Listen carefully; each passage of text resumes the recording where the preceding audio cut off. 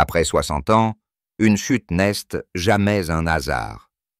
C'est souvent le signe que le corps a perdu un peu de force, un peu d'équilibre, un peu de confiance, et chaque chute change une vie, peur de marcher, perte d'autonomie, solitude qui s'installe. Mais il existe des gestes simples prouvés par la science qui peuvent vous protéger.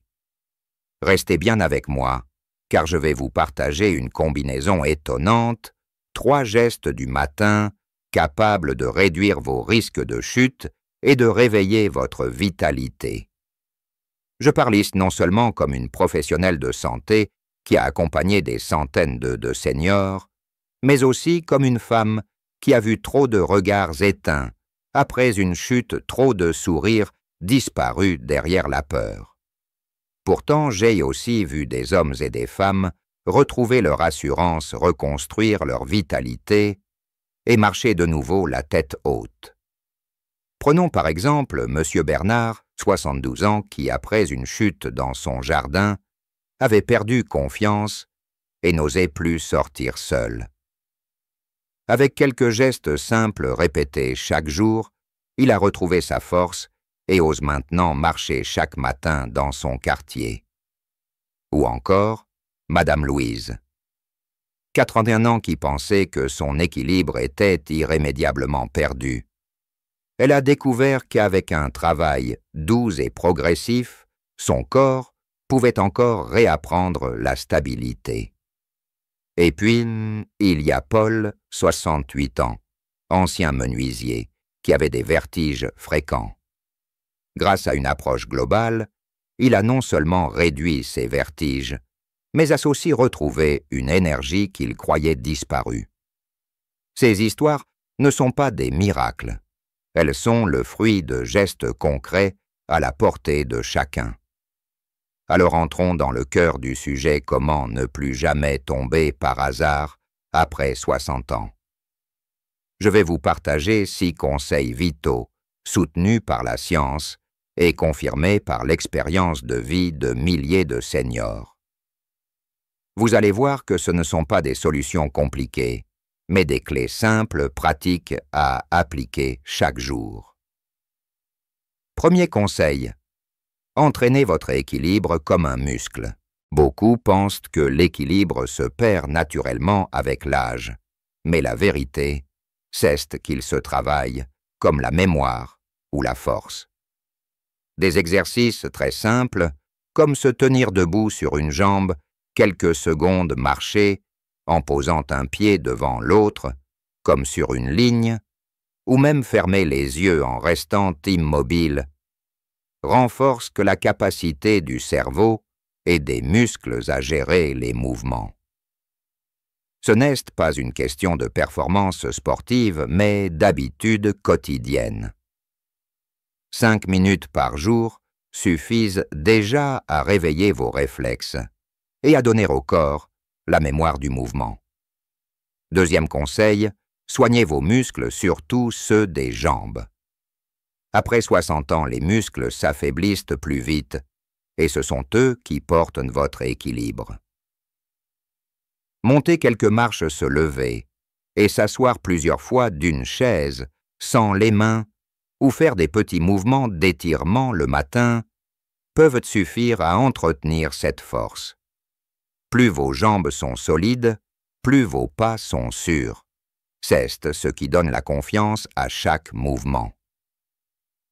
Troisième conseil: surveillez vos pieds. On les oublie souvent, et pourtant ils sont la base de votre stabilité. Des chaussures inadaptées, usées ou trop rigides peuvent être un piège silencieux. Prendre soin de vos pieds, vérifiez régulièrement vos ongles, votre peau, et choisir des chaussures confortables, antidérapantes et adaptées à votre marche. C'est déjà réduire considérablement le risque de chute. Pensez-y comme un investissement pour votre sécurité quotidienne. Quatrième conseil: allégez votre maison. Les chutes se produisent le plus souvent dans les lieux familiers, là où l'on se sent en sécurité. mais un tapis mal fixé à un fil électrique qui traîne une salle de bain glissante peuvent transformer une journée ordinaire en drame. Prenez le temps de sécuriser votre espace des barres d'appui près de la douche, un tapis antidérapant, un éclairage suffisant dans les couloirs. Ces détails, ce qui semblent banals, sont en réalité des boucliers invisibles contre les accidents. 5e conseil, nourrir votre équilibre de l'intérieur. Le corps a besoin de bons nutriments pour garder ses os solides et ses réflexes vifs. Le calcium, la vitamine D, les protéines et une bonne hydratation quotidienne sont vos alliés. Ce n'est pas seulement une question de régime, mais de carburant pour vos muscles, vos os et votre cerveau. Un simple verre d'eau en plus, chaque jour une poignée d'amandes, un peu de poisson gras, peuvent faire une grande différence sur votre stabilité. 6e conseil, écoutez vos signaux intérieurs. Les vertiges, la vision trouble, la fatigue soudaine sont autant d'alertes que votre corps vous envoie. Ne les ignorez jamais. Consultez par les zen, ajustez vos habitudes. Prendre soin de soi. Ce n'est pas seulement réagir après la chute, qu'est-ce prévenir en écoutant attentivement les murmures du corps avant qu'ils ne deviennent des cris. Ces 6 conseils simples mais puissants forment une barrière solide contre les chutes. Mais je sais qu'il n'est pas toujours facile de les mettre en pratique sans se sentir découragé. C'est pourquoi je vais maintenant vous montrer comment les transformer en rituels légers et agréables qui deviendront vite une seconde nature. Et souvenez-vous, à la fin, je partagerai avec vous une combinaison inattendue qui décuple les effets de tous ces gestes. Alors comment transformer ces conseils en miassé? En habitude quotidienne, sans effort, sans contrainte, mais avec douceur et efficacité.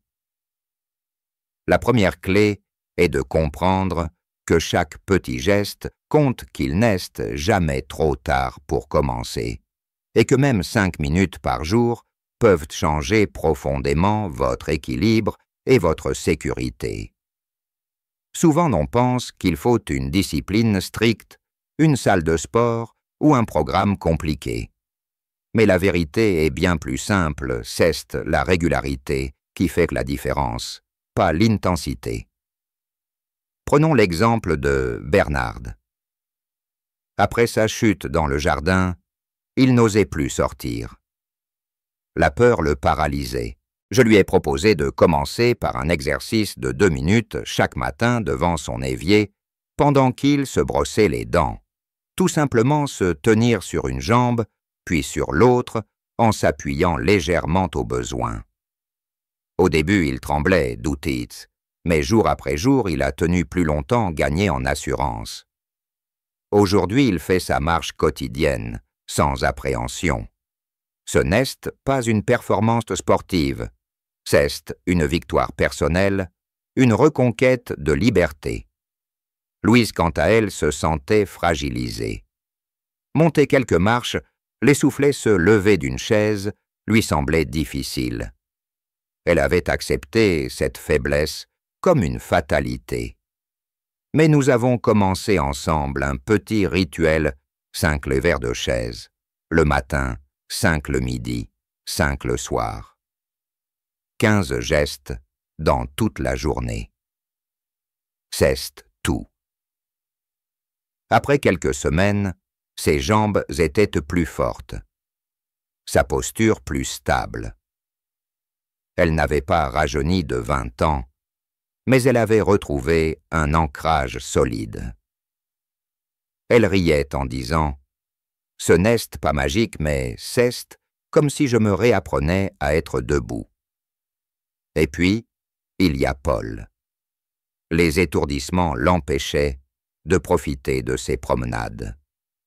Il redoutait les supermarchés, les trottoirs irréguliers.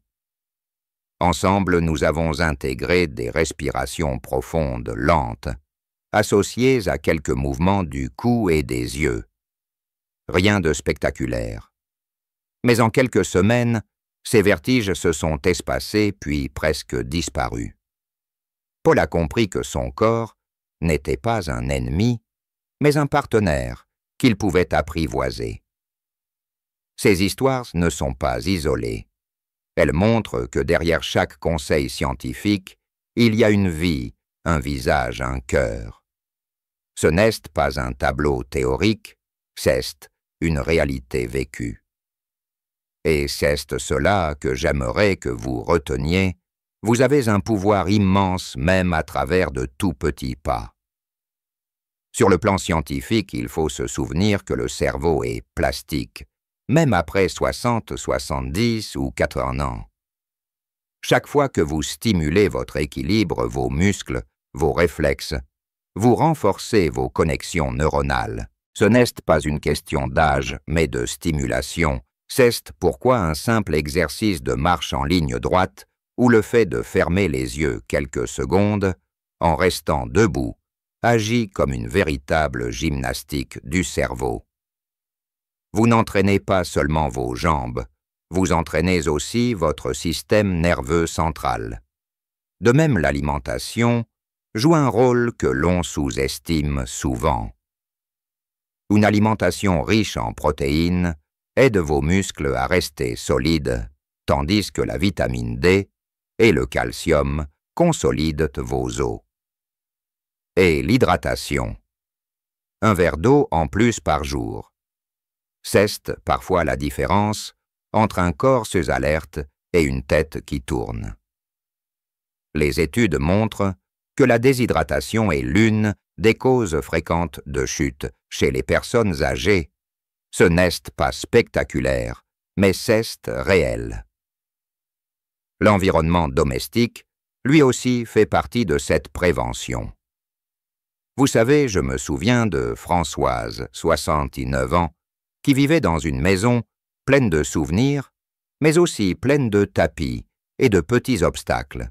Elle refusait de les enlever par attachement. Jusqu'au jour où elle a trébuché sur un coin de tapis et s'est fracturé le poignet. Après cela, elle a accepté de réorganiser son intérieur, tapis fixé, barre d'appui, dans la salle de bain, meilleure lumière dans le couloir. Aujourd'hui, elle dit que sa maison n'a rien perdu de son charme, mais qu'elle est devenue son allié, et non plus une menace. Alors que pouvez-vous faire, vous, dès aujourd'hui? Commencez par un geste. Choisissez une seule action parmi les 6 conseils que je viens de partager. Un exercice d'équilibre, quelques levées de chaise. Vérifiez vos chaussures. Boire un verre d'eau supplémentaire. Sécurisez un tapis. Écoutez vos sensations, peu importe laquelle. Mais engagez-vous à le faire chaque jour. Et quand cela devient naturel, ajoutez une autre. C'est ainsi que naît une transformation durable, pas en bouleversant tout à la fois, mais en bâtissant pierre après pierre une nouvelle solidité. Je sais que certains parmi vous se disent peut-être « À mon âge, est-ce ce que cela vaut vraiment la peine ?» Oui, 1000 fois oui.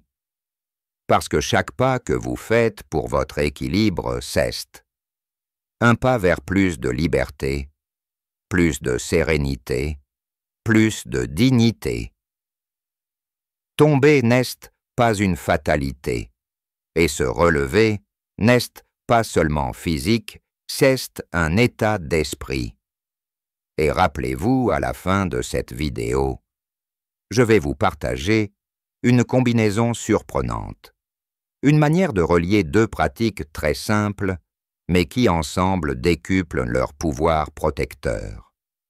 Beaucoup de mes patients ont trouvé grâce à elles une stabilité nouvelle, comme si leur corps et leur esprit s'ancraient à nouveau dans le présent. Et voici maintenant la combinaison spéciale que je vous ai promise.